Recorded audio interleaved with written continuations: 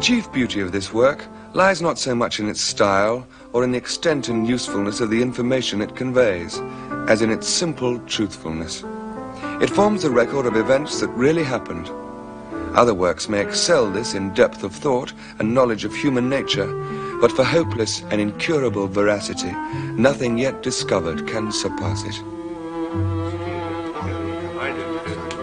There were 4 of us, George and William Samuel Harris, and myself and Montmorency.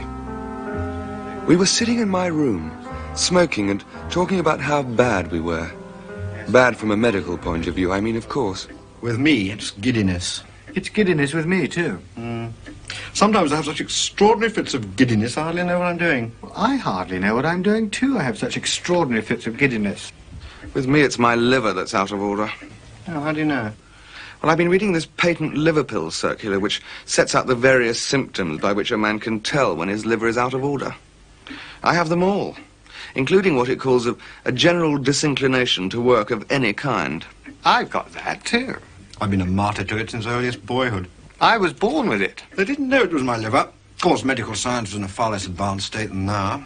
They used to give me a clump on the side of the head. Didn't do any good.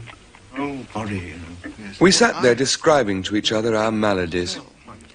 I explained to George and Harris how I felt when I got up in the morning. And Harris told us how he felt when he went to bed.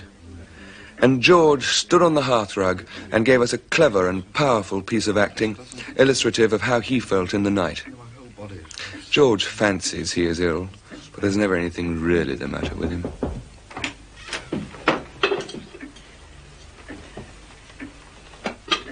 Mrs. Poppins.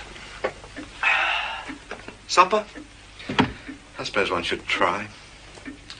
A cousin of mine, who is usually described on the charge sheet as a medical student, once told me that something in the stomach often keeps disease in check. Steak and onions and rhubarb pie.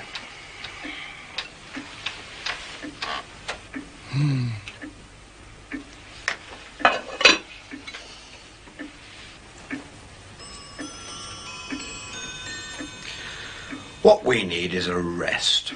Rest and a complete change. Leave the 19th century behind. Seek out some quaint, forgotten nook, far from the madding crowd, half as old as time. What we need is a sea trip. No. I remember once... Not now, old chap. Why don't we go up the river? Fresh air, the changing scene will occupy our minds, including what there is at Harris's, and the exercise will make us sleep well. I agree. I think it a very sensible idea. It just goes to show that you should never write off a man just because he's never had a sensible idea before. I propose. Second. Aye. Any against? Carried by 3-1.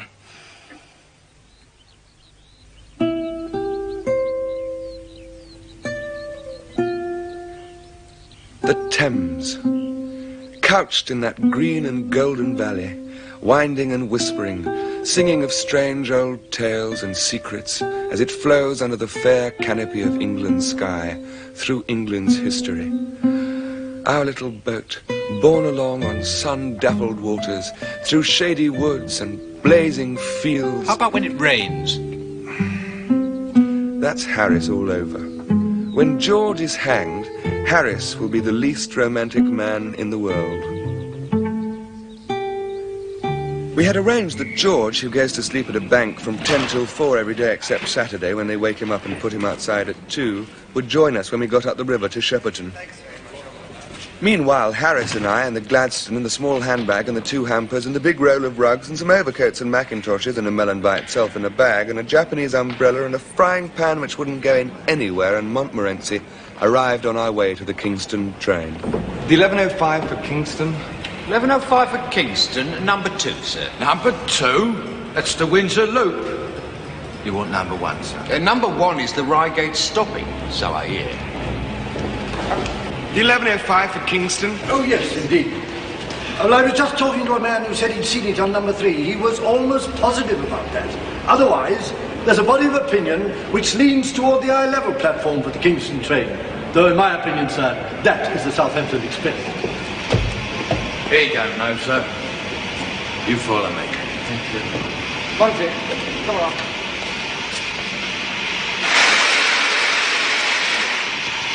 I'm sorry to trouble you, but are you the 11:05 for Kingston? Couldn't rightly say. I might be, and then again I might not be. If I'm not, I'm the 932 for Virginia Water, or the Guildford Local.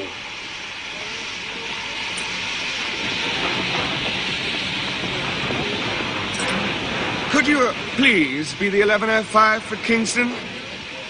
Well, some trains got to go to Kingston, innit? Thank you very kindly, sir. 11:05 for Kingston it is. Thank you very much. This is the Exeter Mail, apparently. Well, it might be. Then again, it might not.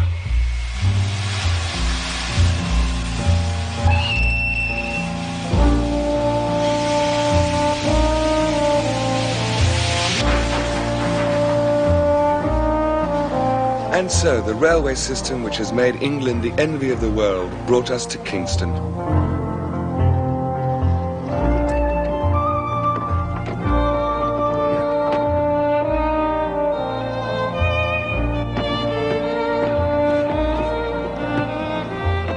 And at 12 o'clock, with our luggage stowed and Montmorency unhappy and deeply suspicious in the prow, out we rode onto the waters which were to be our home.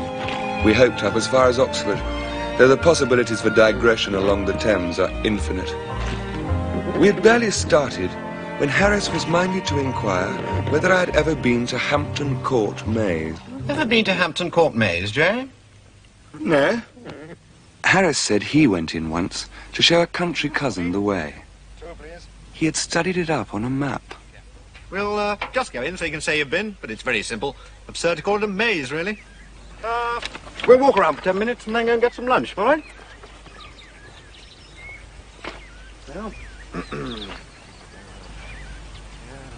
They met some people soon after they got inside who'd been in there for 3/4 of an hour. Morning. Morning. Want to get it over with? You can follow me if you like. I'm going in and coming out again. That's very kind of you, sir. Everybody's welcome. Just keep turning to the left. Thank God you've come, sir. We're just about living up hope, sir. This way.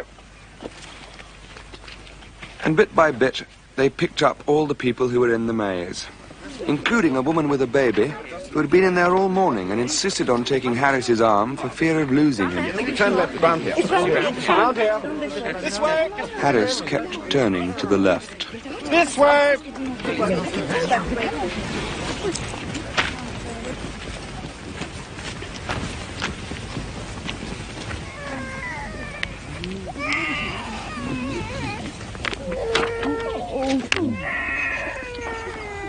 I suppose it's a very big maze.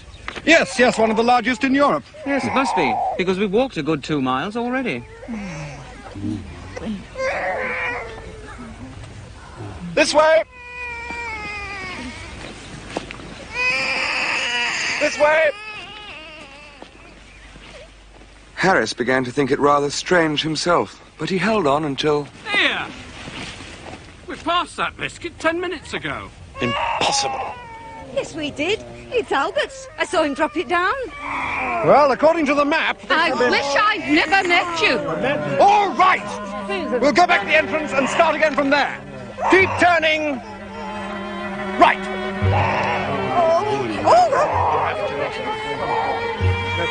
And so, after turning right a good deal, he found himself... And here we are. in the middle. In the... middle. Oh, just as I... Harris thought at first of pretending that that was what he had been aiming at, but the crowd looked dangerous, and he decided to treat it as an accident and set off once more towards the perimeter. All right, keep going, keep going. Keep to the right. Come on there, keep to the right. Keep going right. And finally, right again. And here we are. Albert and I will stay here. You go on. Madam, I advise you to follow me. We're all right. You can pick us up on your next time through. You silly old baggage. Yeah. Who do you think you're talking to? All right. Anyone who wants to stay here for the rest of the day is welcome. I'm going home now. The optimists of the party kept dwindling faith with Harris. The pessimists remained in the middle and were swiftly vindicated. Harris got his map out again, but the sight of it seemed to infuriate the mob. They told him to Go and curl your hair with it. and to Go and stuff it. away somewhere. You monster! You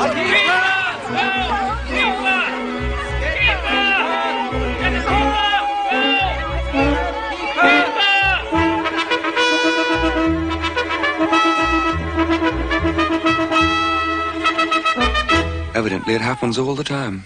It really is an awfully good maze. Hmm. We must try and get George into it on the way back. Good idea. Incidentally, I'm quite willing to let you scull for a bit if you want to. Don't want to be selfish about it.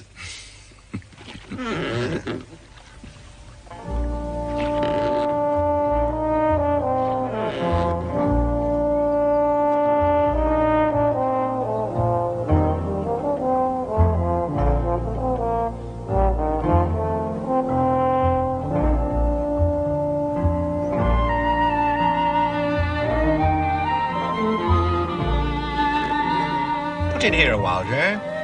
Here? Why? It's Hampton Church. I want to see Mrs. Thomas's tomb. Who's Mrs. Thomas? How should I know? She's just a lady who has a funny tune. I know it's supposed to be the proper thing to do, every time you see a church, to rush off and enjoy the graves. I don't hold with it as a form of recreation. Anyway, we haven't got time. I have looked forward to seeing Mrs. Thomas's tomb since the moment this trip was proposed. In fact, I wouldn't have come but for the thought of seeing Mrs. Thomas's tomb. This is just morbid extravagance. I'm sorry. Well, what about the Scold's Bridal at Walton Church? I must see the Scold's Bridal. We have to get the boat up to Shepperton by tea time to meet George. Oh, hang George! Why couldn't he get the day off? What use is a bank anyway? They take all your money when you want to write a cheque, it's refer to drawer. Damn nerve. I'm going to withdraw my account. I'm going to get out and have a drink. There's some lemonade in the hamper. I said a drink, not your Sunday school slops. Lemonade, raspberry syrup. They're poison. Dandelion and Pull on your line. Ginger beer. You ask me, they ruin body and soul, responsible for half the crime in England. Pull on your line! I'm pulling! The other one.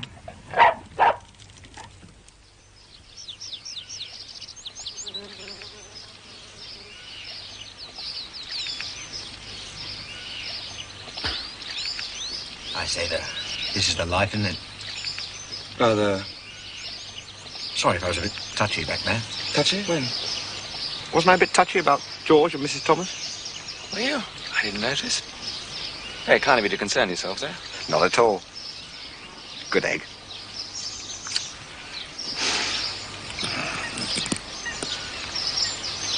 Who's this? Do you know you gents are trespassing? What does he say? He wants to know if we know we're trespassing. I'm not sure I've given the matter sufficient consideration. We haven't given the matter sufficient consideration. But, if you give us your assurance that we are indeed trespassing, we would without hesitation believe it. Well, I tell you, you are trespassing. He says we are. Ah. Thank you. Thank you very much. I'm supposed to throw you off. What does he say? He says it's his duty to throw us off. Oh, well, if it's his duty, he ought to do it. Does he say how he intends to go about it? No, he's taciturn on the subject. I shall tell the master, then come back and throw you both in the river. He only wanted a shilling. He must make quite an income, blackmailing weak-minded noodles.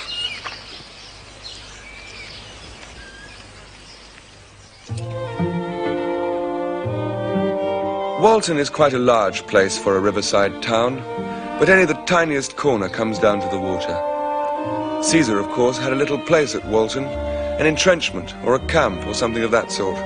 He was a great upriver man, was Caesar. And Queen Elizabeth was there too, and Cromwell. They made a very odd trio. People used to comment when they went on picnics.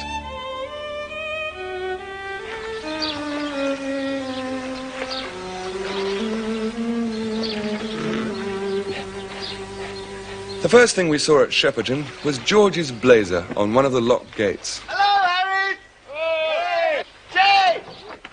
And closer inspection showed that George was inside it. What's that? A frying pan? No! They're all the rage up the river this season. Everyone's got one. It's a banjo. I never knew you played the banjo. Well, not exactly, no, but it's very easy, they tell me, and I've got the instruction book. Good.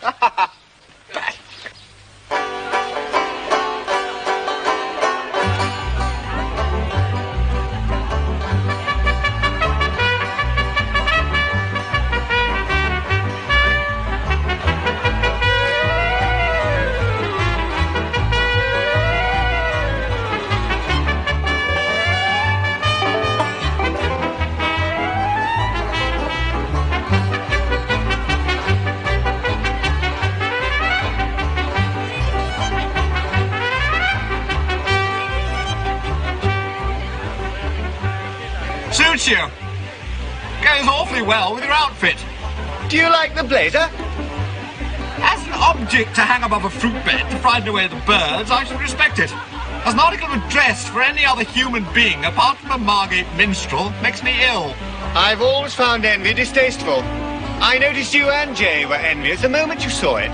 I can easily dispose of that idea. Your blazer wouldn't suit me at all. I always like a darker red in my things, red and black. You see, my hair's a sort of rather golden brown colour, or the pretty shade, I've been told, and I find that dark red really picks it up beautifully.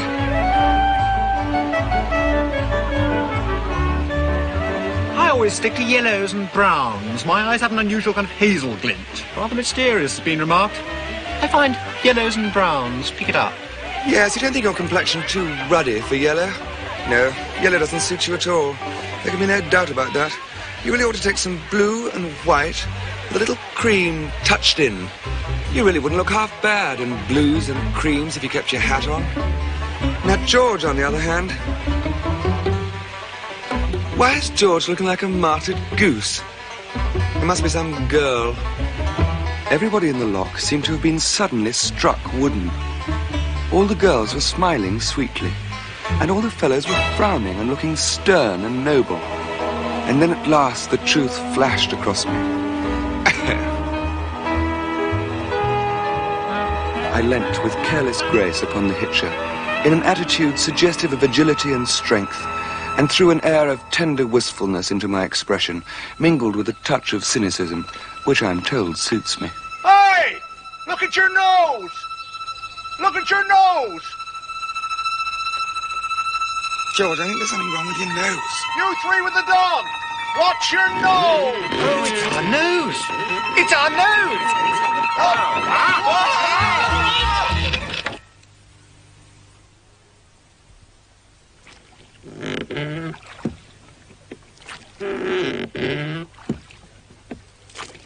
It was Jay's fault. That's Harris all over, too. He always reminds me of... Not now, Jay.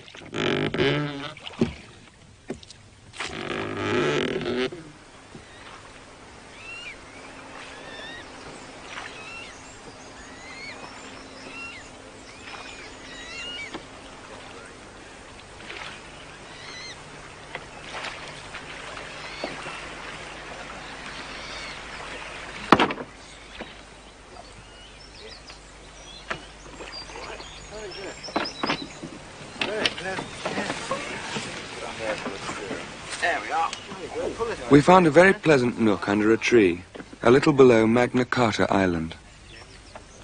And with hardly any difficulty, prepared the boat for the night.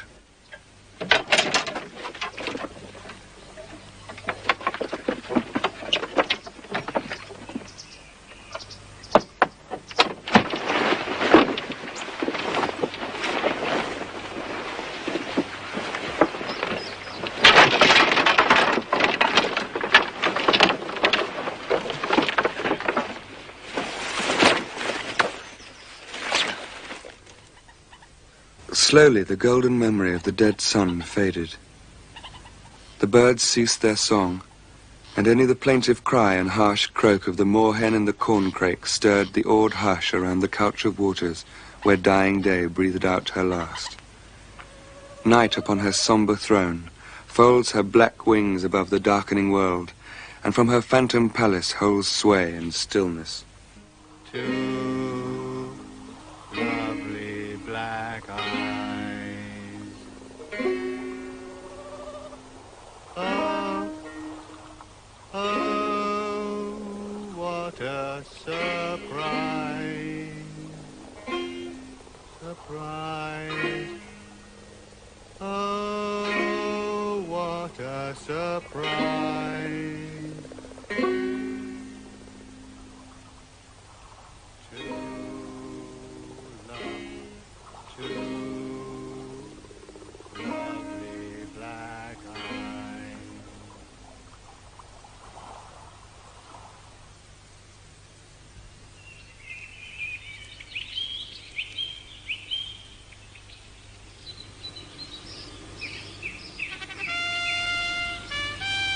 King John had slept at Duncroft Hall, and all the day before, the little town of Staines has echoed to the clang of armed men and the clatter of horses on its rough stones. Since dawn, in the lower of the two islands just above us, there has been great clamour and the sound of many workmen. In the great pavilion brought there yester-eve, carpenters are busy nailing tiers of seats, and up the slope of Cooper's Hill are gathered the wondering rustics and curious townsfolk, and some say that much good to all the people will come from this day's work. Then far down the road in the morning sun, a cloud of dust has arisen, and there comes a brilliant cavalcade of gay-dressed lords and knights, and front and rear there ride the yeomen of the barons, and in their midst, King John. The barge is waiting. King John dismounts and takes his seat, and slowly the heavy, bright-decked barge leaves the shore and works ponderously against the current till it grates against the bank of the little island that from this day will bear the name Magna Carta Island. We wait in breathless silence till a great shout cleaves the air, and the great cornerstone in England's Temple of Liberty has, now we know, been firmly laid. What's the matter? Where am I? Runnymede. I'll be down in a minute. I think I'll wear my black lace-up boots. Oh!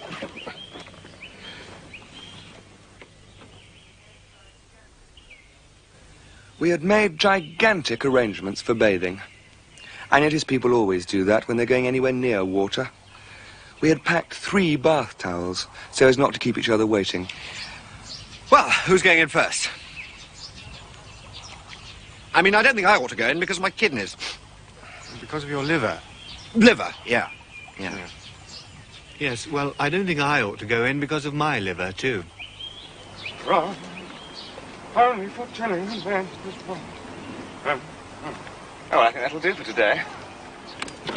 Oh, what? Ah! Hello, old Jay's in. He's got more pluck than I thought.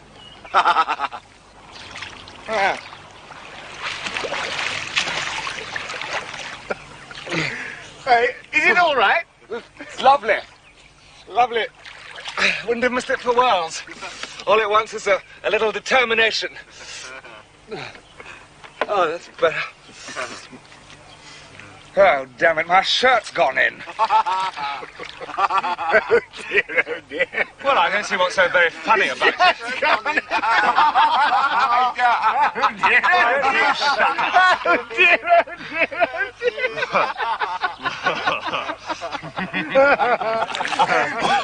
How's you going to get it out? It's not my shirt. It's not. It's yours. Silly! George is very dense at seeing a joke sometimes. He says I did it on purpose, which of course I did not. Yes, you did. No, I didn't.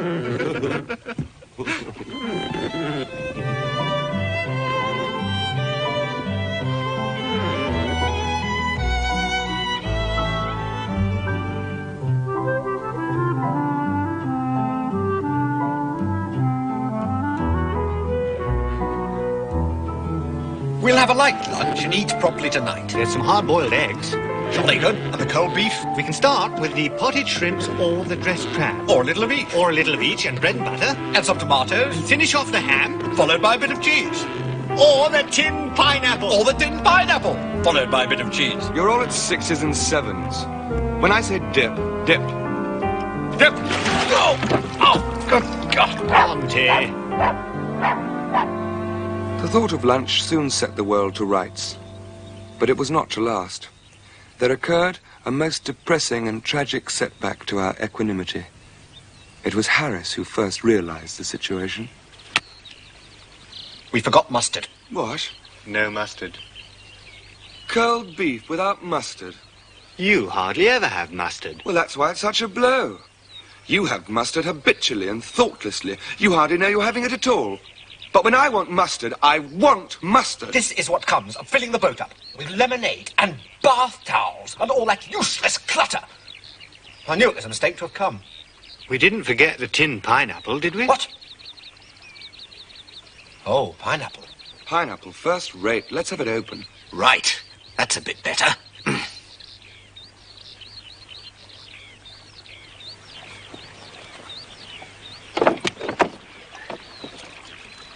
Nothing quite like tin pineapple.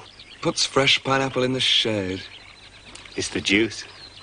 It's more of a syrup, really. It's not exactly sweet. It's not exactly bitter. It's the way it's not exactly crunchy, and yet it's firm and clean tasting. Where's the opener? Well, I'm almost sure we've got one. We must have.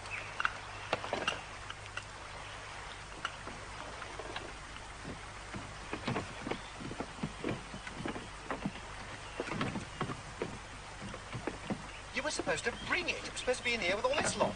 It's not in the banjo, is it? Really? It's just a question.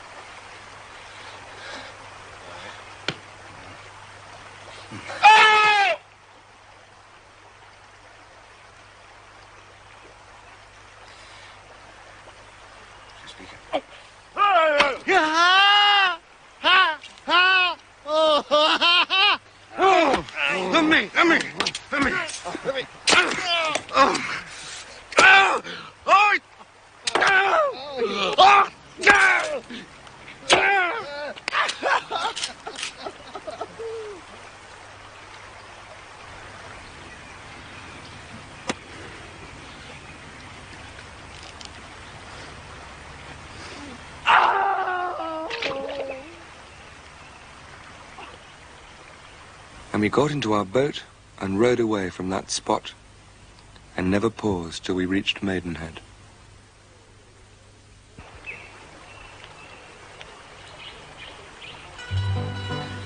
Maidenhead is a town of showy hotels, a snobbish place for the river swell and his overdressed female companion, patronised chiefly by dudes and ballet girls. The London Journal Duke always has his little place at Maidenhead, and the heroine of the 3-volume novel always dines there when she goes out on the spree with someone else's husband. Maidenhead, too, is the witch's kitchen which harbours that deceptively charming demon of the river, the steam launch.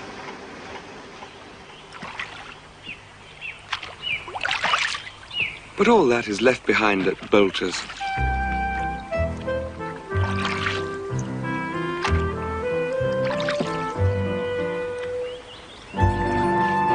Between Bolter's and Cookham is perhaps the sweetest stretch of all the river.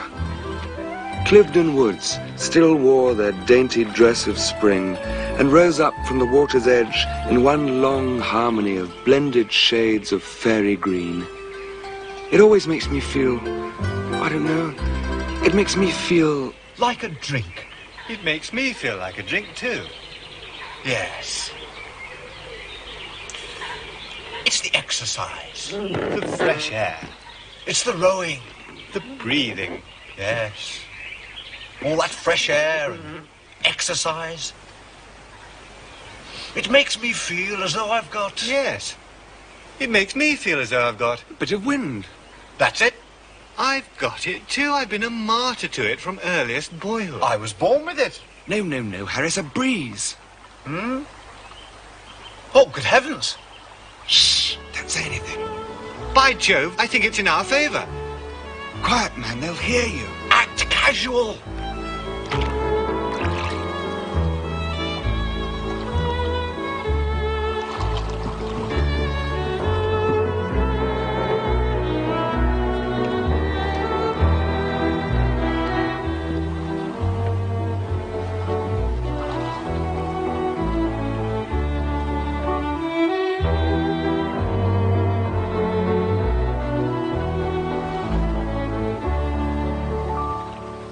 But we had spoken too soon, or too loudly. Or perhaps they had spotted George's blazer. Or they were having sport with us. What? Harder where? As flies to wanton boys. Luff to leeward, idiot. Why are you taking the sail down? Tack! Watch that tree. Luff! Where's the wind? And so we went on to Marlow and put up near the church.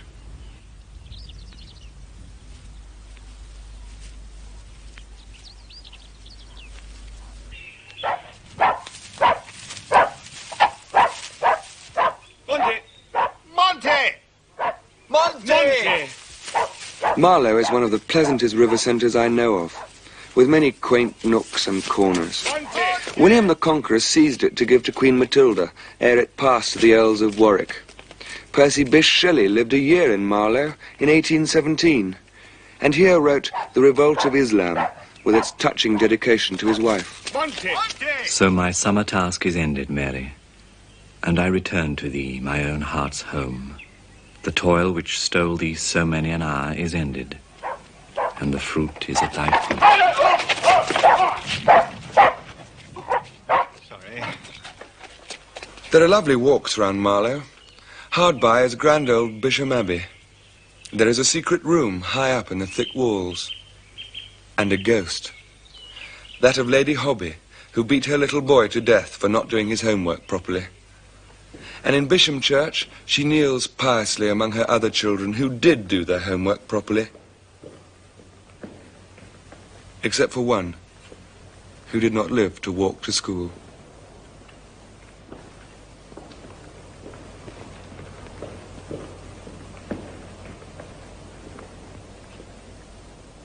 This is the best. I mean, this is the finest tomb. In many years of viewing memorials, in my entire experience of collecting tombs. Can we go out now?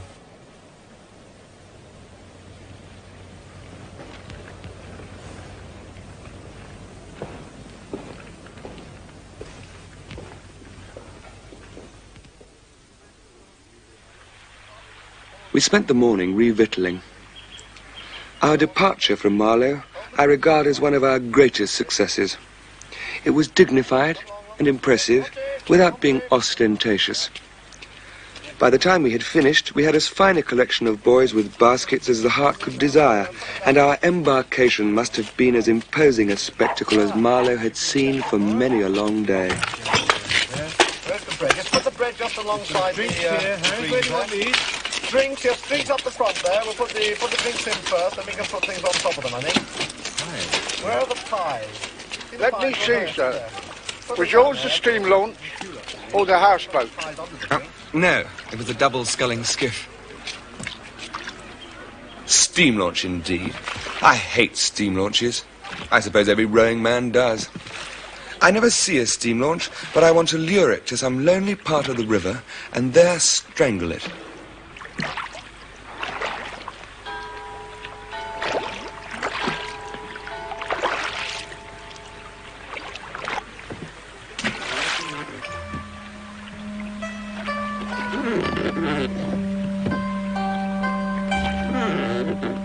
No longer where the woods to frame a bower with interlaced branches mix and meet, or where, with sound like many voices sweet, waterfalls leap among wild islands green, which framed for my lone boat a lone retreat of moss-grown trees and weeds, shall I be seen, but beside thee, where my heart has ever been.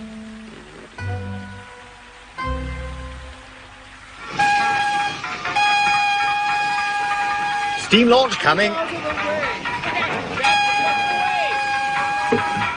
on. Oi, mind out, you fellows. Get out of the way! Get away, you chaps. I thought we might have a drink at Hurley.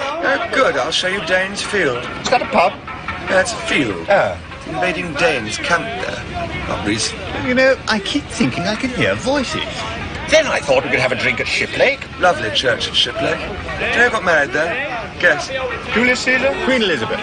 Lord Tennyson. Oh, bless my soul, George, if it isn't a steam launch. You know, I thought I heard something. Any chance of a tow?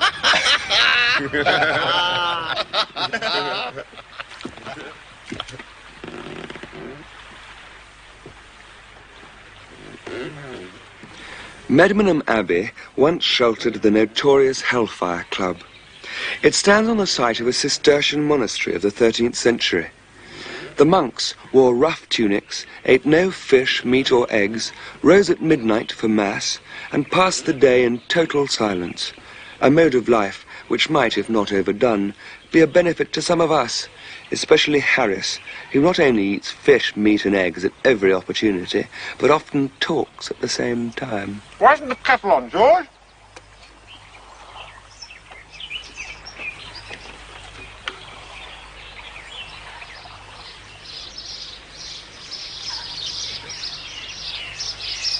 Could you spare us a little water? Certainly. Thank you so much. Where? And where do you keep it? It's always in the same place. I don't see it. Has it gone then?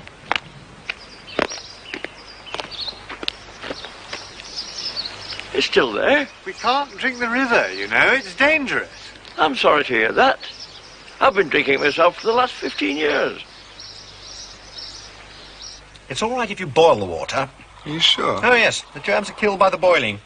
They're little crawly things called bacilles. Bacilles? Yes. Can't stand the boiling. Drives them wild. Man said he'd drunk it for 15 years. How did he look? Not well, but he didn't boil it. I need this. What's that? What's what? Floating in the river. A dead sheep.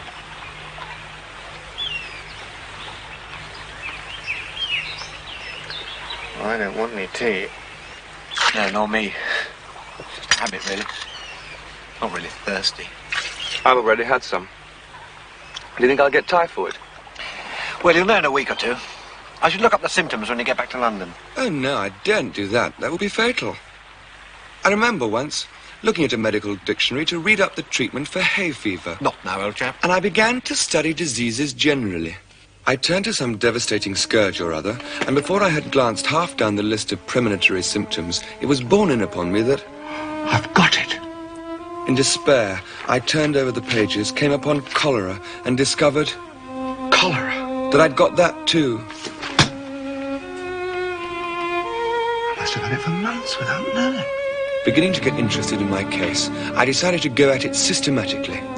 I started at ague, which I was relieved to find I had only in a modified form and might live for years. Bursitis, gout, impetigo and mumps I had evidently had since boyhood, and by the time I had plodded through to zymosis, the only malady I could conclude I had not got was housemaid's knee.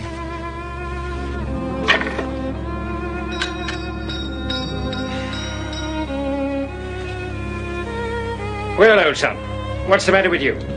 I will not take up your time by telling you what is the matter with me. Life is brief, so I will tell you what is not the matter with me. I do not have housemaid's knee. Everything else, however, I have. And I told him how I came to discover it all. Then he opened me and looked down me and hit me on the chest when I wasn't expecting it and butted me with the side of his head. And then sat down and wrote out a prescription. I took it to the chemist. I don't keep it. You are a chemist. I am a chemist. If I were a cooperative stores and a family hotel combined, I might be able to oblige you. Being only a chemist puts me at a disadvantage. Well, what does it say? 1 pound of beefsteak with a pint of bitter every 6 hours. 1 10-mile walk every morning. 1 bed at 11 every night. And don't fill your head up with things you don't understand. I was telling George. I always like hearing that one.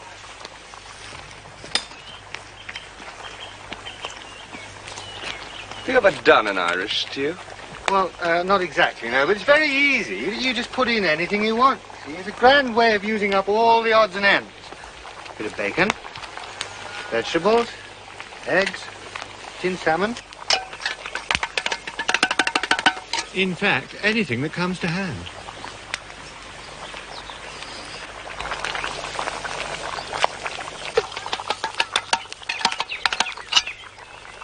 Something seemed to disagree with Harris that evening. Perhaps it was being on an island, or not being used to the high living which upset him. For myself, well, I don't know when I've ever enjoyed a meal more. Jolly good. A bit rich. So give me a bit of a tippy Johnny. Who's for a drink and a stroll? How about you, Harris?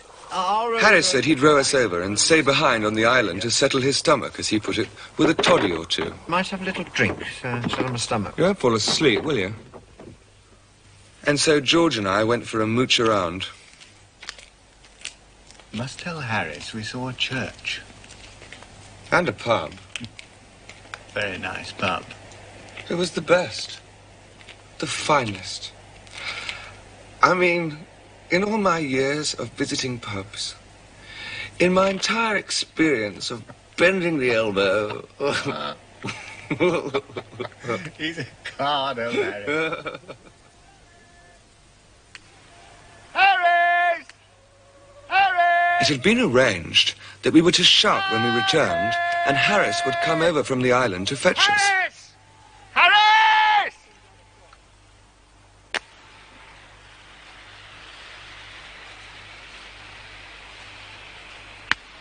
Do you remember which island it was?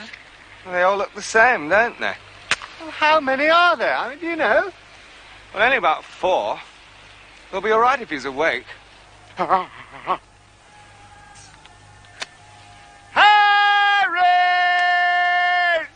Harris! Harris! Harris! Harris! Harris! What do you think the dog would hear? Harris! Harris! Harris! Monty! Right, that's it. I'm going to stay exactly like this until the morning. I don't know where we are. I don't know where Harris is. I'm going to die anyway. I'm not going to move anymore. Hang on.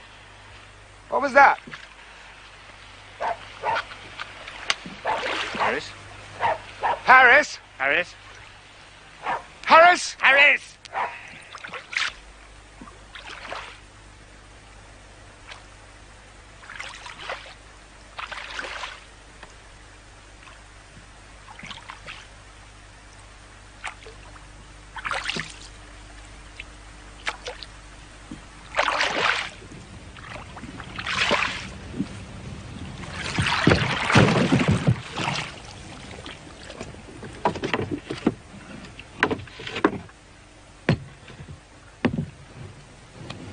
What's the matter? He's asleep.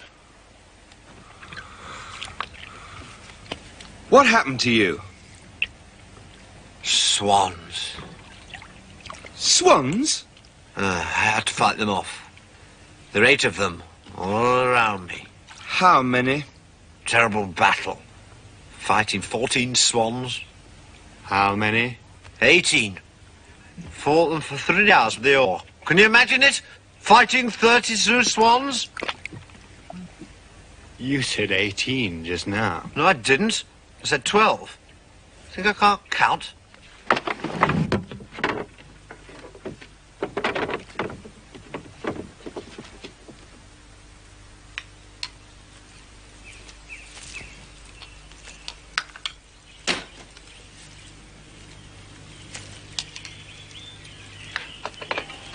What shall we have for breakfast?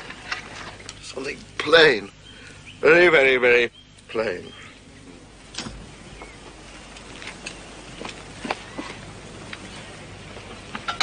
What was all that last night about swans? What swans? Never mind.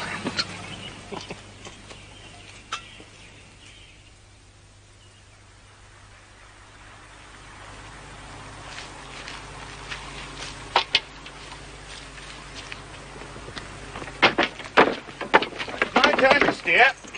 You two take the sculls. It's about time you and Jay did a bit of work for a change. Fancy George talking about work. Have you ever seen him work? Certainly not on this trip. I see how you'd know. You're asleep half the time. You haven't seen Harris fully awake except at mealtime. Honesty compels me to say no. Well, I've done more work than you. Could hardly have done less. Oh, Jay thinks he's the passenger. So, that's your gratitude to me for bringing you and your wretched boat all the way up from Kingston and supervising everything and slaving away over you. Well, it's not more than I expected. Supervisor! Oh, very nice, Johnny. Thank you, Headmaster, very much for coming on the trip. That was extremely kind of you to come and look after us. You get out of the way. It's about time I had to go. I'm putting the banjo in its proper place. Something we need. Look, he's back there again. Get it. It was finally agreed that Harris and George would scull up past Reading, and I would take the boat from there. We were evidently becoming old river hands. All this hard work? Why, only last season, Jim Biffles, Jack and myself pulled all the way from Marlow to Gorwing in one afternoon. Never stopped once. Do you remember that, Jack? You can always tell an old river hand by the way he likes to give others a chance. Against the wind, too.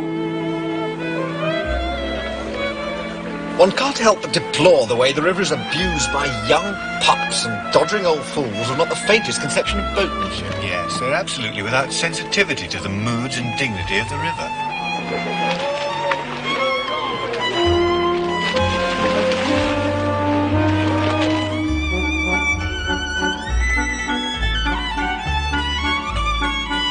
Not to mention spooning nincompoops who think the place is some kind of floating tea dance.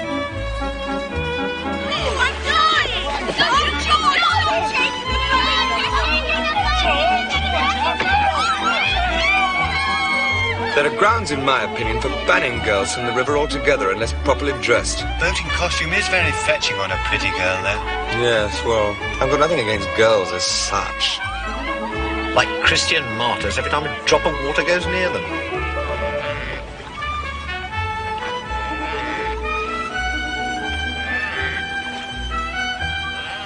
They're awfully useful on picnics. No, they're not. Ask them to wash a plate and it's as though they've been asked to pick rags on a corporation tip. No, you have to be firm with them. Get them to hitch up their skirts. What do you think you're doing? God save us and London landlubbers. You shouldn't be allowed in the river. Once a year, I never heard of such a thing. Get out of the way. Look, I say my mind is scarlet. Well, I mean, it's really... Thank you very much. Thank you.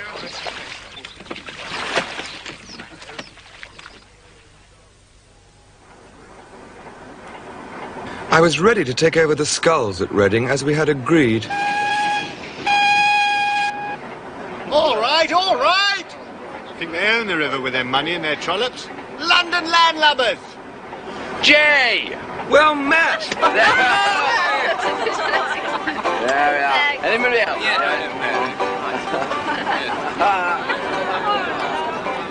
I say, this makes a nice change.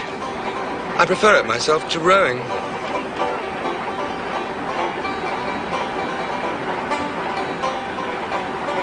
From Maple Durham to Streatley, the river is glorious. You pass Hardwick House, where Charles I used to stay and play bowls. And when Cromwell's sails were sighted downstream, he calmly continued... Oh, no, wait a minute, I think I've got that wrong. Sorry. He did play bowls, though. Now, you just put your hand a little there. Now, this is the play.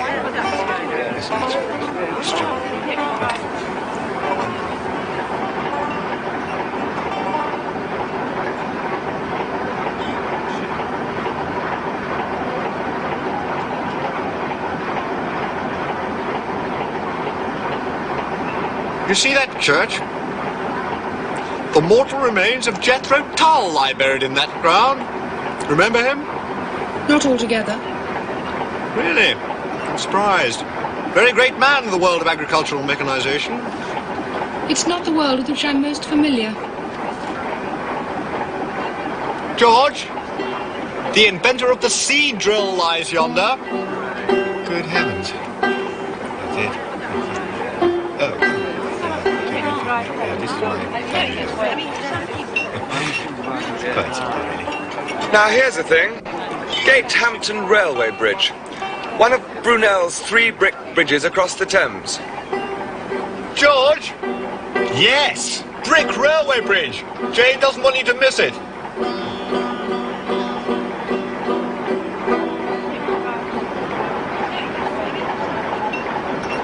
Goring Gap. Very interesting. Many years ago, the Chilterns and the Berkshire Downs formed a continuous ridge across here. Which is the interesting part? And above Goring, there was a huge lake with the river flowing in the opposite direction. I suppose it was old Brunel who had it all changed for his railway, was it? No, you fool. I mean millions of years ago. I think I'll go and talk to George.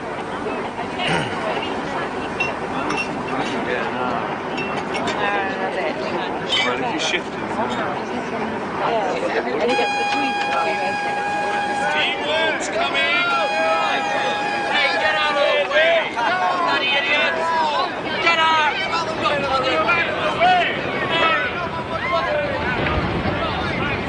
It's really most annoying the way these wretched little boats get in one's way. Something ought to be done about it.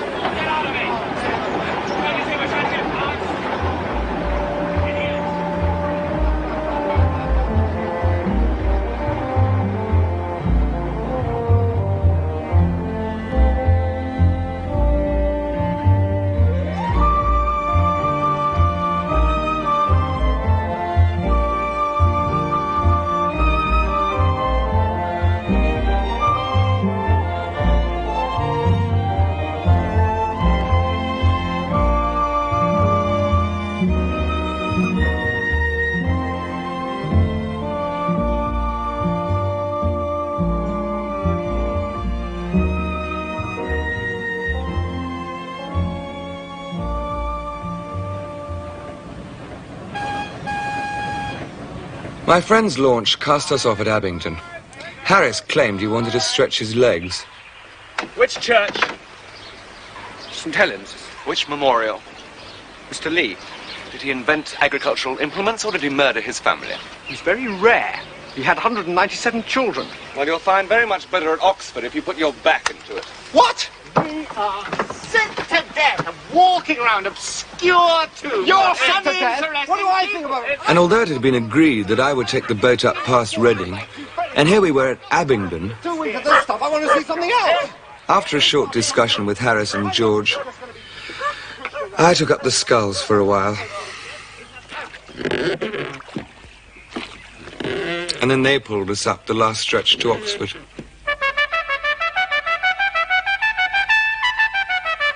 Which is on the whole more attractive than Cambridge to the ordinary visitor, and the traveller is therefore recommended to visit Cambridge first, or omit it altogether if you cannot visit both.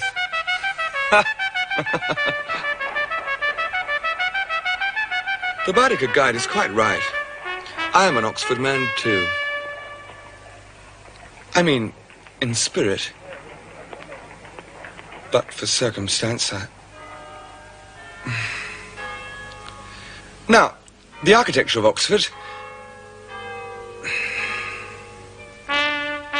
Another thing about Oxford is that it offers a judicious proportion of congeniality, cultural tradition, and cloistered contemplation, which sustains many people at Oxford for as much as 3 years, and prepares them for the harsh realities of the outside world. Parfait anglais, voyageant sans dessin. Voltaire was quite right. Voltaire. What he said about the perfect Englishman, aimlessly voyaging. And, of course, ignote errare locis. No, Voltaire was a froggy. That's Latin. Ovid, the delight of wandering in unknown places. Good day. Tu quoque. What did I tell you? Audigar hos jus, autar thuot anicon. What did he say? I said, Jove cannot please everyone, either by making it rain or stopping it.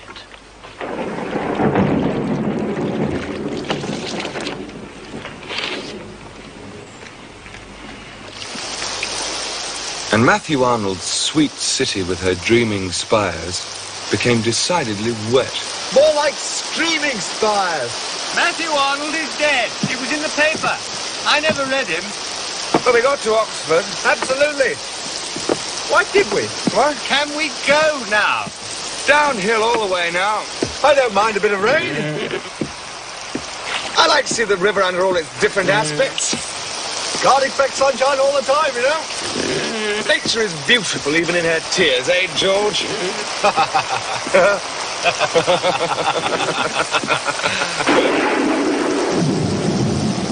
Sandford Lock is the deepest on the river. Here's one for you, Harris. Sandford Lock. 2 men drowned just here. Without leaving their boat. The field pie's a bit wet. Pie's a bit wet? Here you are, Montmorency. Oh, you see, even the dog knows when he's had enough.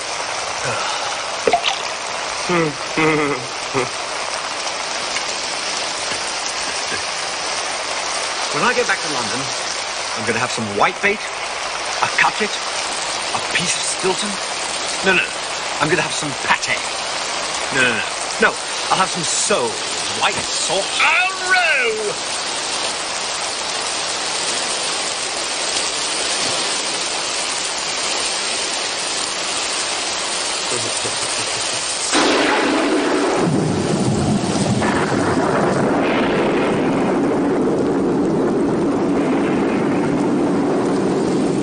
One thing we all agreed upon from the beginning was that we would go through with the job. It's not a job, it's a holiday. And we agreed that we would go through with it. No, I'll start again. First, smoked trout, followed by mutton with capers. Shut up! I knew a man who came upriver 2 years ago, slept out in a damp boat on just such a day as this, and it gave him rheumatic fever. 10 days later, he died in agony. Yes, I had a friend once who'd been in the volunteers. He spent a wet night under canvas down at Aldershot. When he woke up in the morning, he was a cripple for life. Pull over. There's something in the water.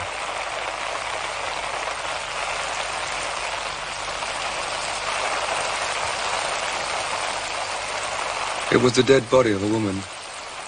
It lay lightly on the water, and the face was sweet and calm. Of course it was the old, vulgar tragedy. She had loved and been deceived, or deceived herself. She had wandered about the woods by the river's bank, and finally stretched out her arms to the silent stream that had known her sorrow and her joy. And the old river had taken her into its gentle arms, and had laid her weary head upon its bosom, and had hushed away the pain. God help her, and all other sinners, if any more there be. Only for telling the man he was wrong to love you that I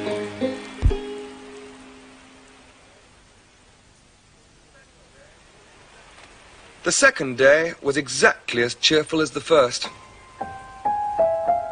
You know, it's almost a pity we've made up our minds to contract our certain deaths in this floating coffin. Well, there are only 2 days more and we're young and strong. We'd make it over it all right.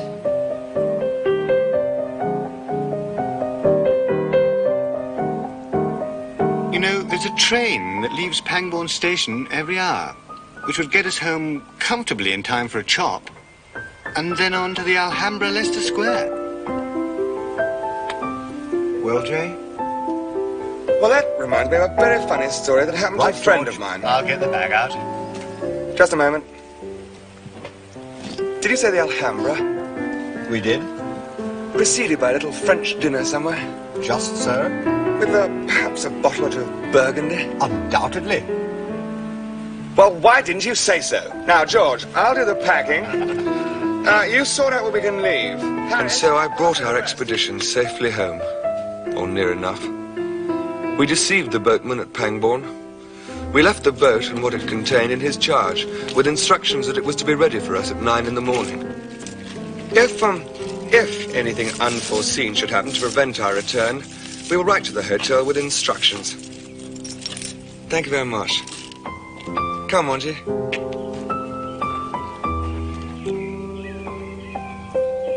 Well, it's turned out nice after all. I said we should stick it out. Should we go back then? Keep going, George. Goodbye, Thames.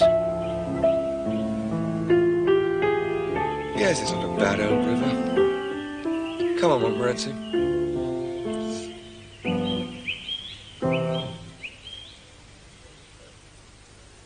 Three Men in a Boat, to say nothing of the dog, first appeared as a serial in the magazine Home Chimes in 1889. I intended there to be some humorous relief, but the book was to be the story of the Thames, with its scenery and history. I decided to write the humorous relief first, but it seemed to be all humorous relief, and most of the serious stuff which I managed to get done was promptly thrown out by the editor. I did not have to imagine or invent.